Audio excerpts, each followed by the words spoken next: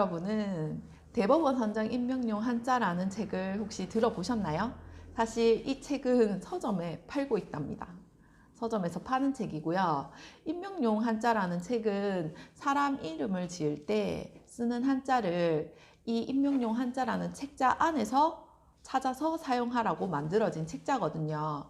이게 1991년도에 사실 이 책자가 만들어졌고요. 이때부터 출생신고를 하는 아이나 뭐 그때는 사실 개명이 잘 안 됐으니까 출생신고를 할 때 이 임명용 한자 사전 안에 있는 글자를 선정해서 이름을 지으라고 만들어진 책자입니다.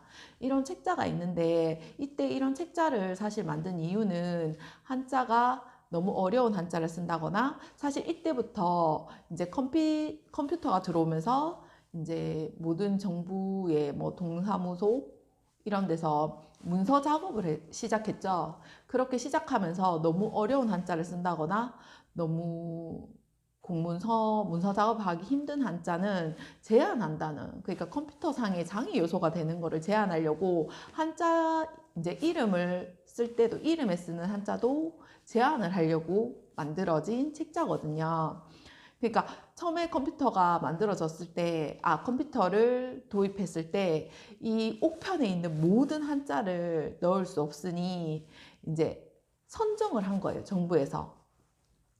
이 한자 안에서 옥편에 있는 한자 전체가 아닌 이 한자 안에서 써서 이 한자 안에서 이름을 지어서 만들어 오면 접수를 시켜주는 그런 방식으로 이 임명용 한자 사전이 만들어졌답니다. 근데 처음에는 사실은 1800자 정도? 1800자 정도 널리 실상생활에 많이 쓰는 그런 한자들을 이제 선정을 했었는데요. 그때는 사실 뭐 훔칠 도자, 아카락자, 망할망자, 뭐 흉할 흉자 이런 것들을 다 포함시켰어요. 이렇게 뜻이 안 좋은 것도 30% 이상 포함이 되어 있었답니다.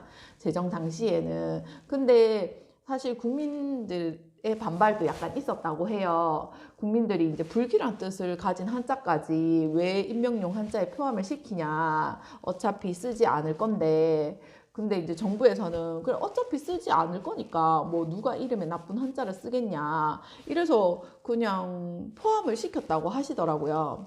그래서 이제 이 한자들이 처음에는 이제 제정을 할 때는 2854자였다고 합니다. 근데 지금 현재는 8279자라고 합니다.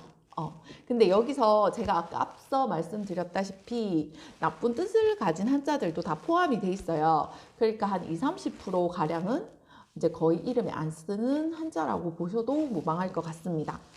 그래서 이런 한자들이, 그러니까 이제 장명을 해서 아이 이름을 지었는데 이제 동사무소나 이제 이름을 출생신고를 하러 갔는데 이거는 임명용 한자가 아니라서 등록이 안 됩니다라고 말씀을 듣고 오시는 분들이 간혹 있거든요.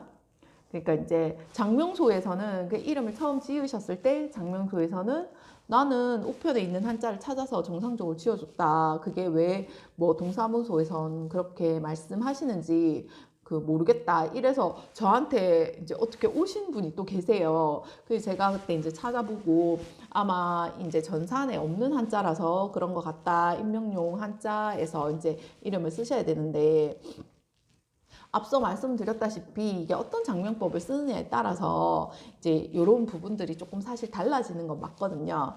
그래서 또 여러분들이 궁금해 하실 만한 건 이름이 몇 자까지 가능한가?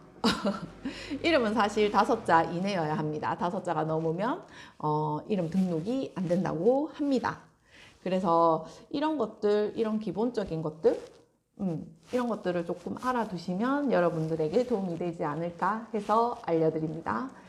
그러면 오늘도 구독, 좋아요 눌러주시고 영상 시청해주셔서 감사합니다.